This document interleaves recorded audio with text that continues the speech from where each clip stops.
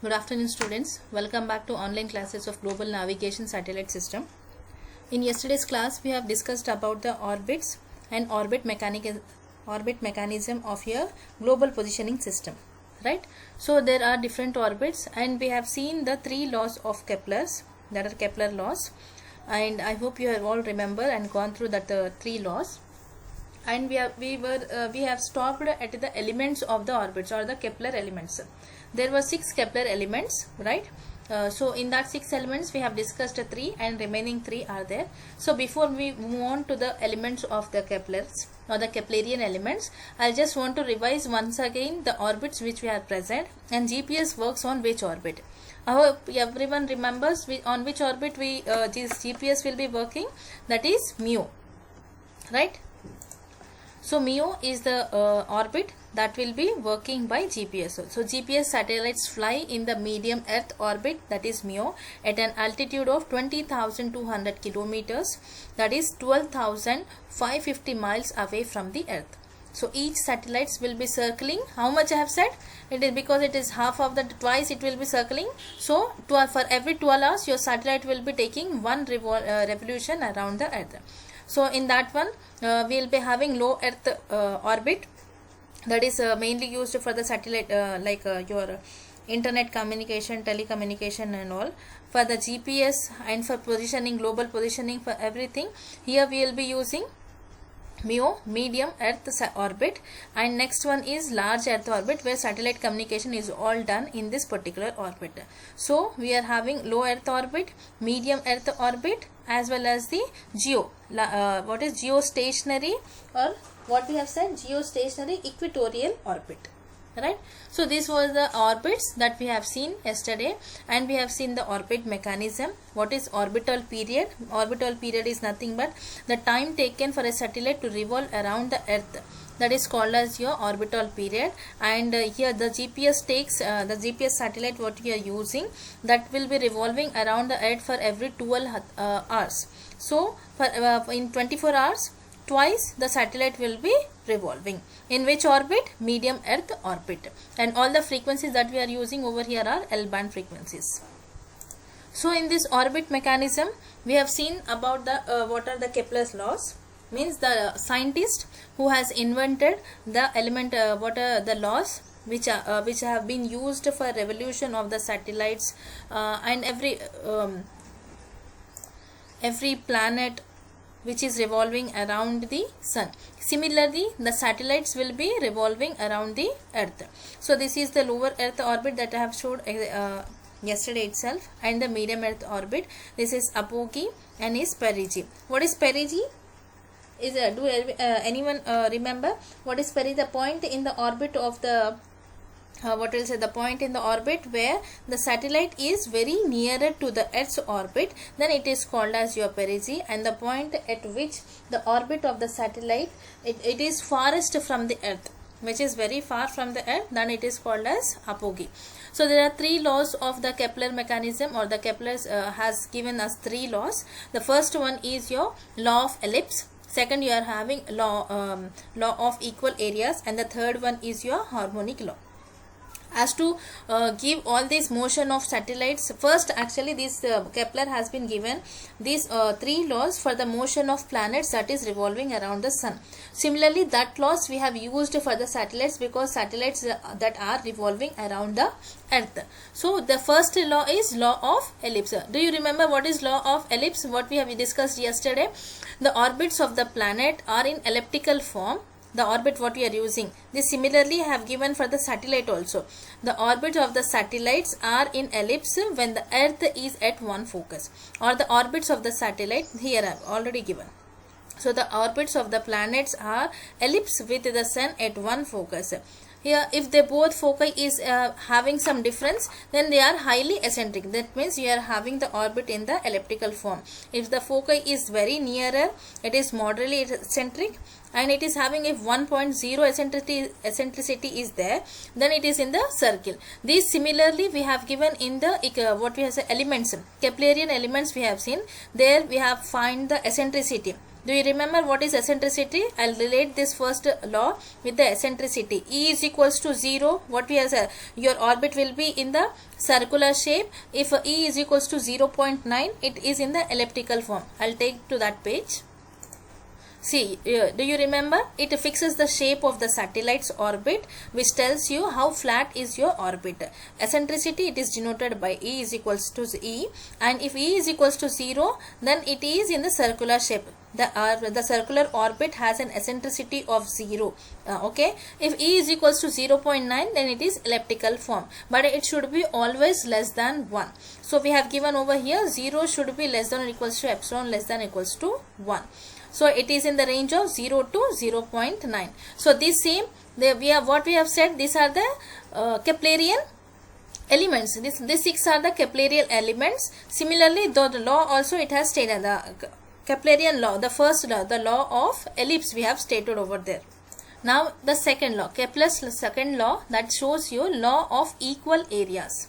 What are the equal areas? As the planet orbits the sun, it moves in such a way that the line drawn from the sun to the planet sweeps out the equal area in the equal time intervals. It means if you are drawing some line, a proper line from the planet, as a planet revolves around the sun, it moves in such a way that if you are drawing a line from the sun to the planet, then it will be having the equal area in equal time interval. Similarly, this you consider for the satellites also.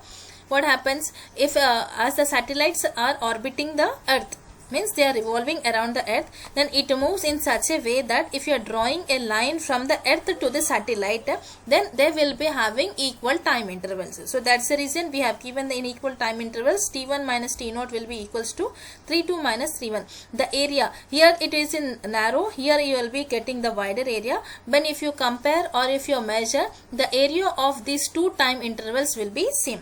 This was your Kepler's second law. Now we see the Kepler's third law, that is nothing but your harmonic law. What is the third law? The ratio of the square of the planet's orbit period and the cubes of the mean distance from the sun is constant.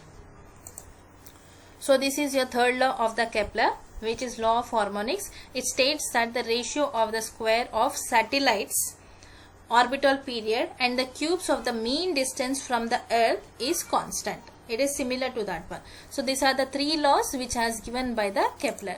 So after this we are having 6 Keplerian elements or the orbital elements, which will be deciding the orbit and the size or the shape of that particular orbit. Then you will be having the eccentricity. These are all the important factors which are used for propagating the locations. Okay. So we'll again revise that 3 elements also. Then we'll finish all next 3 elements of your orbits. So these are the 6 Keplerian elements or the orbital elements. One is size and the period, which is denoted by A. Second, you are having the size, shape, not the shape of the earth or something. It is nothing but the shape of the orbit. Either it is in circular or ellipse. That is decided by the value of your eccentricity E. Okay, then you will be having the inclination with respect to the central body's plane, like how much it is going to tilt, in which degrees, how much it is going to tilt, in which troposphere, in which part or which orbit it is existing. Then the remaining 3 we have to see today, that are your right ascension. Then you are having argument of perigee. Then you will be having true anomaly. So these are the 3 remainder orbital elements that we are going to discuss today. So what is the first one? Size of the orbit. It is nothing but it shows how big or small is the satellite's orbit, how much it is taking the satellite orbit, which is defined by semi-major axis of that particular one. So based upon that one, we are having 4 different sizes: LEO, MEO, HEO, as well as the GEO. Means low earth orbit, medium earth orbit, and highly elliptic orbit, and geosynchronous or geostationary equatorial orbit or geostationary orbit. Then we have seen the eccentricity, right? You have gone through the eccentricity also, the second one. This shows how much it is in the circular shape, or it is semi-circular or semi-elliptical, or in the completely elliptical. This is the showing. This parameter indicates the deviation of the orbit from a perfect circle to the perfect elliptical form. Third one. Now what is the third one? Inclination.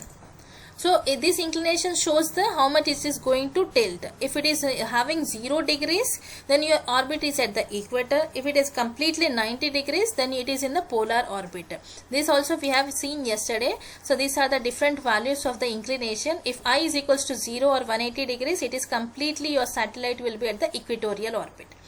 It is in the prograde. If it is in the if your angle of the satellite is of the inclination angle of that one will be from 0 to 90 degrees, and if it completely it is 90 degrees, it in the polar axis or the polar orbit. Then if it will be in the retrograde when your angle, your satellite's angle is at 90 degrees or in 180 degrees, in range of that one. So it gives the third orbital element, that is nothing your inclination. Now let's discuss the fourth orbital element or the fourth Keplerian element, right ascension, which is denoted by the ohms, the symbol of that one. So the right ascension will determine where your satellite will cross the equator on the ascending path. Okay, it is measured in terms of degrees. So these are the lines of nodes. Here is the Earth, and this is the orbit where the satellite will be revolving. This is the first point of Eris. Here it gives the right ascension in this angle, which is measured in terms of degrees. If it is crossing the equator, then in that point, when it is in the straight line, the line of node, then that particular point will be finding the degree. That particular degree is called as your right ascension. So this is how you are going to find out the right ascension will determine how your satellites will be crossing the equator on the ascending path. Ascending matlab in the increasing manner. So this is the increasing manner. I'll show which one is the increasing node and descending node. See this one, ma. This is the circle. What actually we are going to see here. Right ascension will determine where your satellite will cross the equator on the ascending path or the ascending node. This is your equator and this is your satellite orbit. If your satellite orbit has been crossed from here, then of course you will be getting this line of node. In case if your right ascension, if you are having inclination of 0, if this is the inclination is 0, here you see, then there is no right of ascension, because it won't cross, it won't be crossing the equator. If this is the condition, it will be crossing the equator. So that's the reason we are saying that you will not be having a right of ascension if your inclination is 0, because it won't be crossing the equator. Here once the equator, the orbit is crossed the equator, then you will be having some angle over here, a particular degree of angle you will be getting. That particular degree which is measured in terms of degrees, that is called as your right ascension. Here I'll explain. This is your Earth. This is the orbit. This is the satellite orbit where you are getting distance of your traveling or the direction of your traveling. Here your satellite will be going in this direction and coming back in this direction. This part is called as your ascending node. Okay, this is called as your ascending node and this is called as your descending node. So your satellite starts revolving in this direction and it is going in the upward direction, and the inclination you see here, the inclination is not equals to 0. If it is 0, it won't be in this part, okay, in this direction. Okay, go back to the third element, you get to know how inclination is done. So this is somewhat like 90 degrees related to that one, or 90 and above. So here what happens, the inclination has been increased from 0. Of course you will be having some ascending node. If the equator, this is the equator, if it is crossing your orbit is crossing the equator, then this particular angle you will be calculated, and that is calculated in terms of degrees. That degree is called as your what? Right of ascension. So the right ascension will determine where your satellite will cross this particular equator on the ascending path or the ascending node, and that is measured in terms of degrees. So this is the angle, right angle or something angle is there. In how much degrees they are, 30 degrees or 35 or 32. This degree will be shown as your right of ascension. This is how you are going to find. Okay. See here, one more explanation is also given, right ascension. So that was your ascension. This is your right ascension. It is an angle measured in the equatorial plane from a reference point in the sky and at the ascending node. it is a reference point in the sky, and at the ascending node, if you are getting some point which is crossing this orbit, it is crossing the equatorial, then that particular angle is called as your right ascension. So this was about your fourth equatorial the orbital element, that is your right ascension. Now move on to the fifth one, argument of perigee. What is the argument of perigee? It is the angle between the ascending node and the perigee, and it is measured in the direction of motion of the satellite. What is the perigee? Once again you remember, I'll revise it once again. The point in the orbit of the satellite, or I'll repeat, I'll give it as the point in the orbit of the moon or the satellite at which it is the nearest to the earth or the center of the earth, then it is called of perigee or perigee. So the argument of perigee is the angle between the ascending node. Which is the ascending node here? This is the ascending node. This is the apogee. Why we are saying it is the farthest point from the earth? See, this is the farthest point from the earth. The satellite which is revolving in this orbit, and the point from here to the center of the earth is very far. So this point is called as apogee, and this is called as your perigee. So the argument of perigee is the angle between the ascending node. This is the ascending node, right? This ascending node and the perigee, this particular angle is called as your argument of perigee. This whole angle. Okay, the argument of perigee is this angle measured in terms of degree only, from here to here. Okay, this is the argument, and it is measured in the direction of motion of the satellite. So of course your motion of the satellite is in this direction. So wherever, if it is going to this direction, if your satellite is going here and it is coming back in the descending node or in this direction, we have to cross check and we have to find that particular angle in that direction, and we have to find that angle in terms of degrees. So it completely depends upon the direction of motion of the satellite. See here in this figure, this is your this is the apogee, this is the apogee, and this is the perigee, because this is the earth and it is very near. The angle the satellite is traveling in this direction. You can see the direction over here, and this is the Earth's satellite's orbit, where it is revolving in the equatorial way. So this is your ascending node. In the upward direction it is moving. So this direction, and your satellite is moving in the upward direction in this direction. So this perigee, angle of perigee is nothing but from here to here. The angle which we have got, that is measured in terms of degrees. Right? This one, this part, from here to here. So the argument perigee is the angle between the ascending node, this is the ascending node, and the perigee, which gives you the angle of perigee. Now the last one, the last orbital element or the Keplerian element is your true anomaly. True anomaly is the angle measured in the direction of motion or motion from perigee to the satellite's position in epoch time. Okay, I'll repeat it once again. True anomaly is the angle measured in the direction of motion. If this is the direction of your satellite, see, in the direction of motion from perigee, nearest point, from this point, if it is moving to the satellite's position at the epoch time. So true anomaly is this, in this angle measured in terms of degrees. This angle you have to measure. What we have seen in the last element, Kepler element, argument of perigee, here it is the measure from the ascending node to the perigee, where the satellite is moving. Here in the sixth element, true anomaly, it is the angle measured in the direction of motion of the satellite from the perigee to the satellite's position at the epoch time. What is meant by epoch time?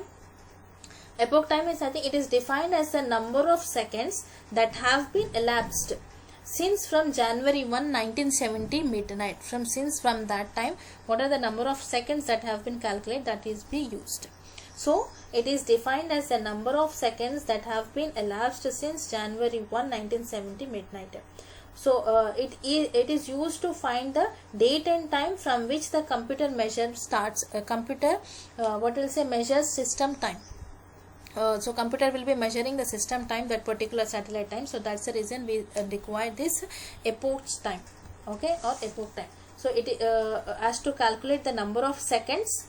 Okay, each number of seconds we will be using this one. For example, if you consider the time period is 1 minute, epoch second equivalent, what will say, approximate epoch second will be 60.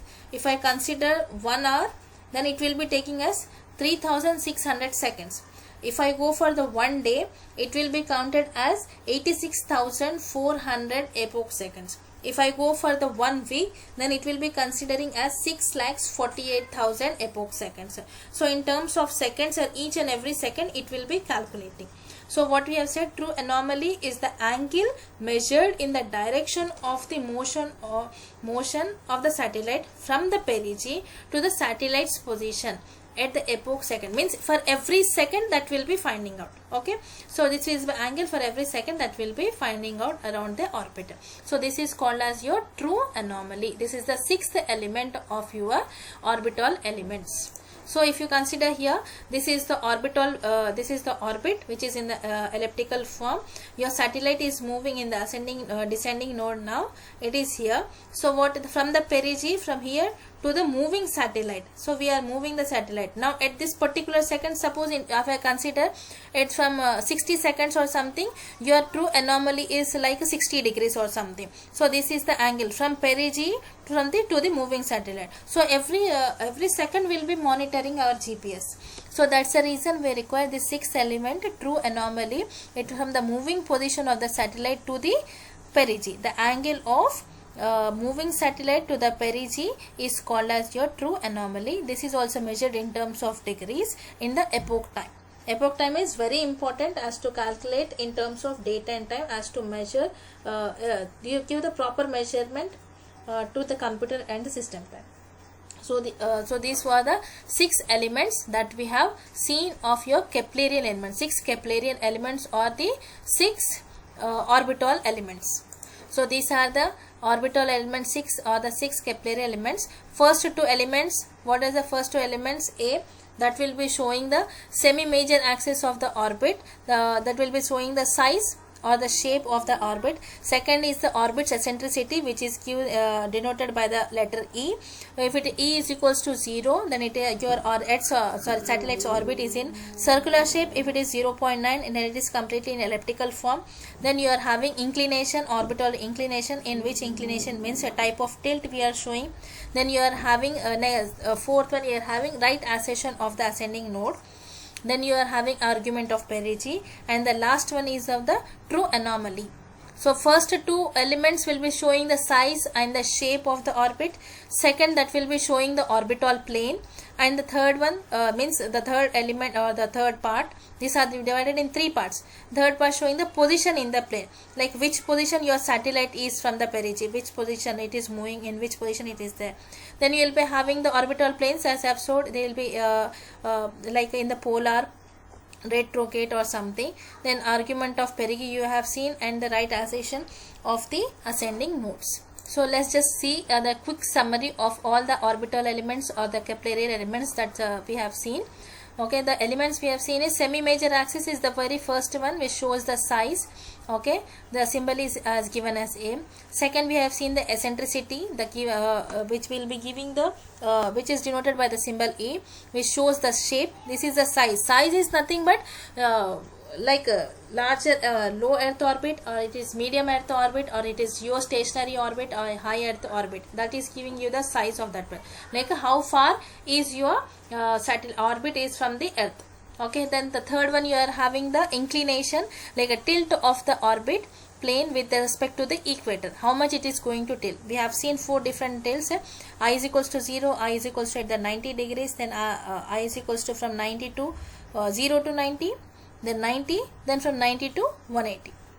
Then fourth one, you are having right ascension of the ascending node, which gives a twist of the orbit with respect to the ascending node of the location. Ascending means the upward direction where you are going near to the perigee. Then argument of perigee, it is denoted by the omega, the location of the perigee with respect to the ascending node. Then last one is true anomaly, which shows the location of the satellite with respect to the perigee, in which direction it is going. So these are the summary and the six orbital elements, and we have seen the three Keplerian laws.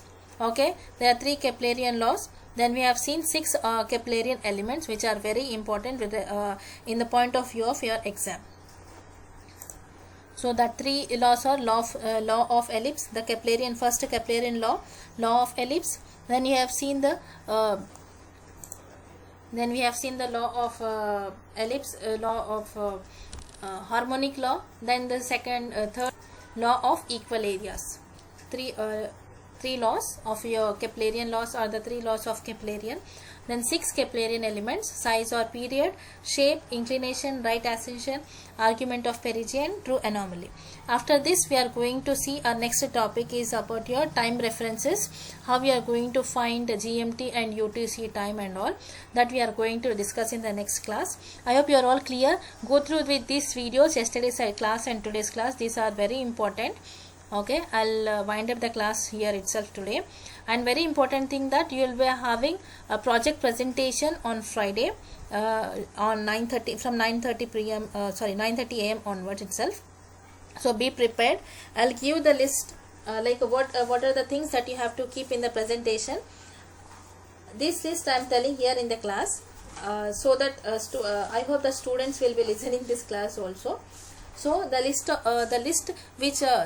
of slides that you have to keep for your project presentation, that is going to held on Friday 9th April. So that the first slide should be of abstract. Okay. So the what are the slides that you have to keep for the project presentation I have given here itself. So the first one is abstract. Second is introduction. Abstract in the sense the base paper that you have used for your project, that abstract, that particular abstract you have to keep over there.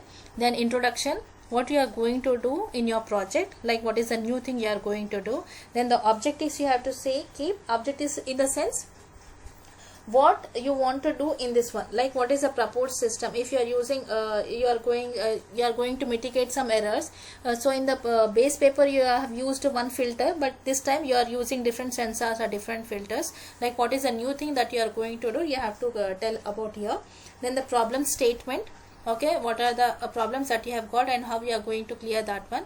The existing system you have to keep over there. And the proposed system, the base paper, the IEEE base paper is also very important. Then you have to keep the advantages of the existing system, the new one which you are going to prepare, the analysis and the operation, like working principle, what is the working operation of your particular project. And the last one is literature survey. Literature survey is very important, you have to give in the presentation as well as in your project books also. So these are the list of slides that you have to keep for the project presentation. Be prepared with this one. I'll be posting the same message in your groups also. So I'll finish this class today here itself. Thank you.